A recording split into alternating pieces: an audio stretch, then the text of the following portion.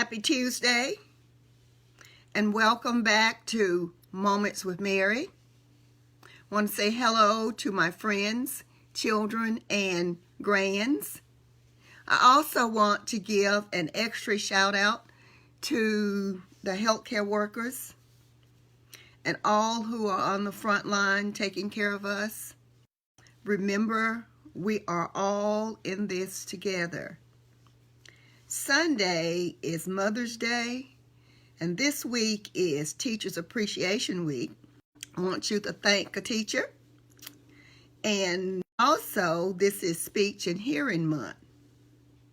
And in reference to teachers, a principal once said to a teacher, "Your heart is slightly larger than the average human heart, but that's because you are a teacher."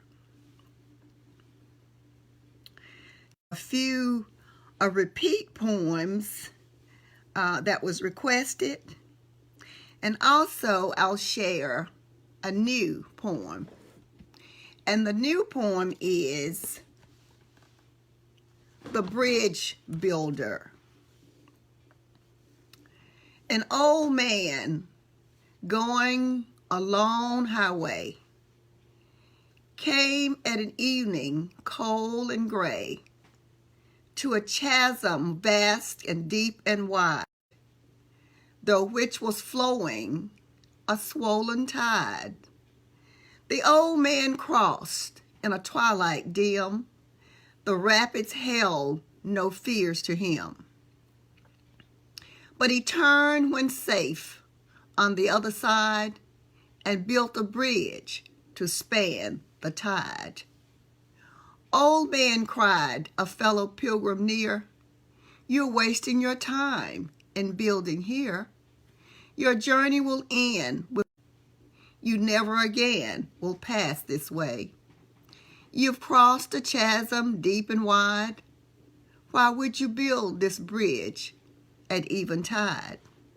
The builder lifted his old gray head. "Good friend, in the path I have come," he said. There follows another.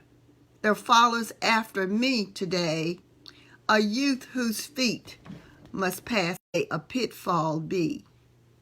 He too must cross in the twilight dim. Good friend, I'm building this bridge for him." And that's The Bridge Builder by Will Allen Drungoole. And the next poem I will read is a repeat, and it's Invictus by William Ernest Henley, and it's one of my husband's favorites. And it reads, "Out of the night that covers me, black as the pit from pole to pole, I think whatever God's may be for my uncomfortable soul. In the fell clutch of circumstance, cried aloud upon the boogering of chance. My head is bloody but unbowed. Beyond this place of wrath and tears looms but the horror of the shade, and the minutes of the years finds and shall find me unafraid. It matters not how straight, how charred with punishment the scroll.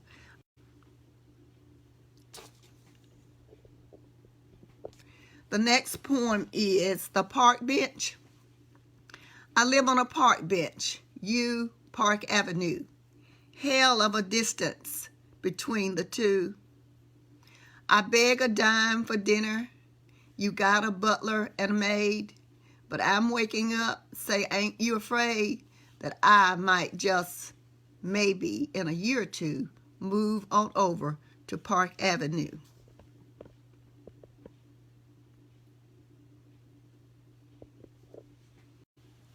And the next one is a personal piece. COVID-19, just going outside to face COVID-19 makes me feel afraid of time. What will it be like tomorrow Would it lead to sorrow? With no time to borrow. With no time to just going outside to face COVID-19 makes me feel afraid of time. With no time to borrow, COVID-19 just go away to never return. COVID.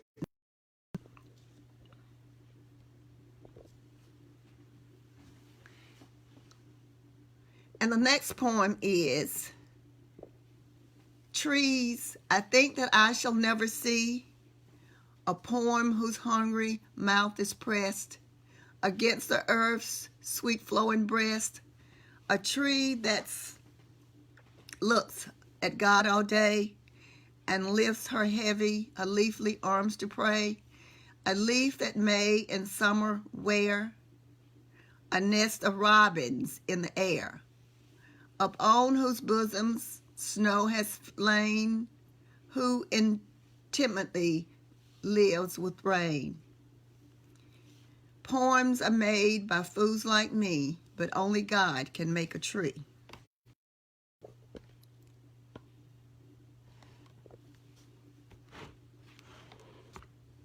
And the last poem is Mother wore an ample apron to cover her clean dress. She tell you that what it was for, if you ask her, I guess. But that apron had more uses than I could ever count. It brought in eggs and vegetables and could hold a large amount. It seems her use that apron to wipe her dripping brow, and she labored over the big range that just an antique now. Her apron could bring giggles in a game of peekaboo with her newest sweet grandkids were hurt or crying. We'd run to find her lap. She'd wipe the falling tears away on a bit of apron flap. That apron dusted tables and shooed away the flies. It did just fine as oven mitts to take out bubbling pies. But the greatest of the treasures that old apron could hold was the endless love for mother abiding in each fold. And I think that's stay safe. I love you, and I'll see you on Wednesday. Thank you and goodbye.